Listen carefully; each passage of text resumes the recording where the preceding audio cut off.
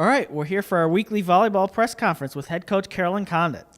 Coach, Miami is in the postseason for the third straight year as it has been selected to the NIVC. How important is the chance to get postseason experience for the young Redhawks? I think it's very important, and we couldn't be more excited about the opportunity. I feel like we've played strong enough volleyball this year to earn it, and it's nice to see that was recognized by the NIVC since we just came that close to almost winning the conference tournament. But the battles have all been worth it, and I feel the growth in our team, and this is one step that will take us where we need to go a little more further so that next year we can even be a stronger presence in any tournament we in postseason or in the MAC tournament. All right. It's also unique that it's the first time Miami will ever host a national tournament on its home floor. How does that play to the Hawks' advantage? Well, it's always an advantage to be at home. You know, our crowd is wonderful, and although it's a weekend, there's a lot going on at Miami. We'll hope that we get the volleyball lovers to come out on both nights and get to see some fun action. But it's great, and it's really a thrill to do this for the first time. And I tell you, our staff pulled it together fast with our administrators, and owe them a big thanks. But it's something that our young team will benefit from, and to be able to play at home to start the tournament. Hopefully, we'll go somewhere from here after these two matches. But it's an experience you can't get enough of, especially with really more than maybe 3/4 our roster never really ever playing in a national tournament. So this is a great start for us this week. All right. Switching gears for just a second, the first steps towards building the 2019 team were done with the signing of 4 players a couple of weeks ago. What can you tell us about each of them and your recruiting class in general? The recruiting class in general is fantastic. There's 4 of them. And I'll say what they all have in common, they come from good high schools, strong club programs where they've learned a lot and become really great volleyball players through their high school and then their club experience. Really fine students, take a lot of pride on and off the court, and that's a huge prerequisite for us to consider prospects to come to Miami. So they have that in common besides coming from wonderful families. So with that, you can almost ask for nothing more. Individually, we have 2 outside hitters coming in that are 6 rotation. One is Lindsay Taylor. She certainly has received recognition as All-State in Michigan, regional recognition, and actual national recognition as she brought her team to the finals of the state tournament up there. Their top hitter and probably one of the top hitters in the state of Michigan. Very athletic, lots of power. Lots of shots she's developing, and she also has time at the right antenna, which is great because I love when some of our players come in and have that versatility and they can help us at either antenna. With her is Allison Severance. Allison's from the eastern side of Michigan, where Lindsay's from the Grand Rapids, Rockwell side of Michigan. But she's an outstanding player because her platform skills from a passing and digging standpoint are exceptional for a 6-foot outside hitter.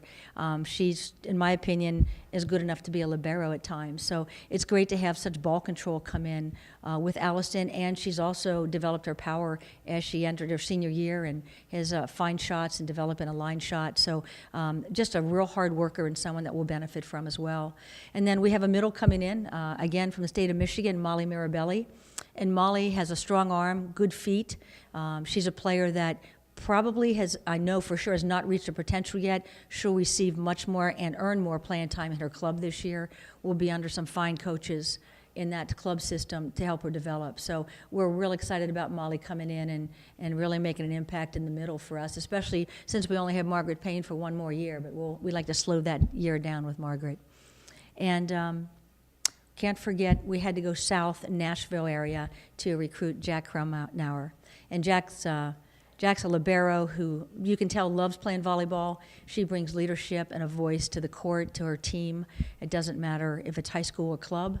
And Jack's a really fine passer and a tenacious defensive player and someone that will fit in quite well with our system and who actually had a sister attend Miami, so she knows what Miami's about. Very excited to come, just about as excited as we are to have her here. So that kind of summarizes that class, and recently was very exciting to sign each one of them. All right, so the future's looking bright. But, again, back to the NIVC as 2018 is not done yet. So Miami gets to host Northern Kentucky on Thursday in the first round. The Norse have gotten better every year since making the jump to Division I, and this season they won over 20 games and finished 3rd in their conference. What can we expect from NKU? You know, Liz and her staff always do an outstanding job there, and their transition into Division I, I'm sure it was difficult for them at times, but it seems seamless when you're just looking at their record and the things they've done. They did a great job this year. They defeated some teams that were very, very good, and we're certainly in the top part of that conference, challenging for that championship. I see them as a team that is very dangerous in that they play very hard, they're scrappy, always a good defensive team. They're a mix of mostly young players. They have a senior, I believe, in their starting lineup, maybe two, that have big arms, and they rely on them as outside hitters. But they're very talented. We played them in the spring, and we split with them, and it was a task to get the best of them. So we're looking forward to it. We haven't seen them for a year, which is good, but they're a local team that I have a lot of respect for, and we need to play our game to win that first match. All right, so if the Red Hawks get past the Norse, either Valparaiso or Ball State will be waiting for them in the second round. By this point, we know the Cardinals in and out, and we can figure out another classic war with them if that comes to pass. But the Crusaders, they went 25-10 in a very tough conference, the Missouri Valley. What have you learned about them? I've learned that they've defeated some traditional excellent teams in that conference and just missed winning their tournament, as we did here in the MAC tournament. I recruited Karen back in the day. She was an outstanding outside hitter from Ball State. I think it's kind of a fun irony and she's probably going to enjoy playing Ball State. I think it's a great matchup. I have a lot of respect for her. She's been there a while and just does an outstanding job in how she recruits and how she handles her players. So overall, they are going to be someone to contend with, without a doubt. I haven't seen enough on him yet, so my assistant would probably be better standing up here talking to you.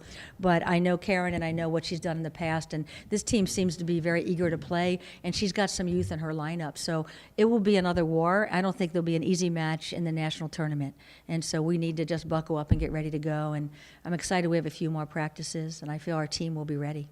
All right, thank you, Coach, and good luck. Thank you.